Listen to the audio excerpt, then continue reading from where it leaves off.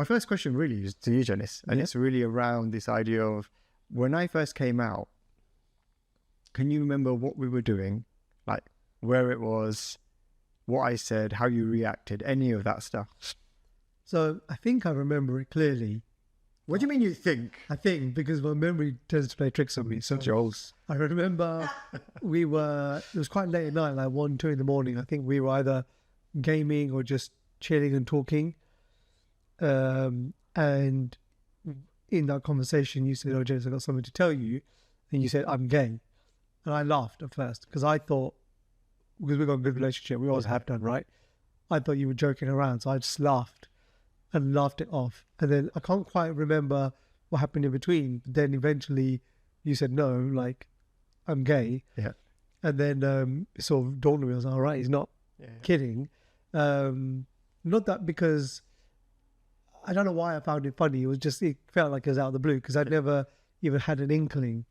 Because you have this sort of view of what a gay person might be like on the outside. Yeah. And from my mind, it was always been dresses a certain way, can be quite camp, and has certain mannerisms. And I never saw that in you. Yeah. So that never occurred to me. So it was quite a surprise. Quite interesting. Yeah.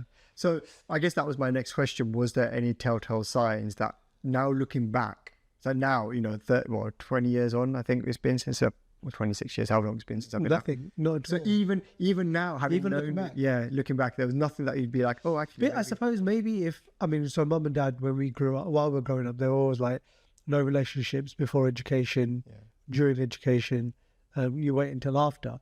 And so the fact that you never had a partner, either way. That you know. That you knew of. That I knew of. I didn't, but. Yeah, that I knew of didn't, wasn't a contributing factor for me to realise whether you were or not. Yeah. Interesting. Yeah, so and the way you dress, I remember once I think you wore a vest once that had holes in it, as in like a Rabsy Nesbitt sort of wife beaters type of string vest. That's what I'm thinking about. What? Yeah. I love some stereotypes going on here. I remember you wearing that once going, it's a bit weird. Yeah. Was that before I was out? Yeah. I was like, that's weird. The funny thing is, I don't think I've ever had a fashion sense before coming out. I know exactly. Since I was the only, because Nigel's helped me, I think, with my fashion sense, if anything, when he kind of decides to kind of intervene. Yeah.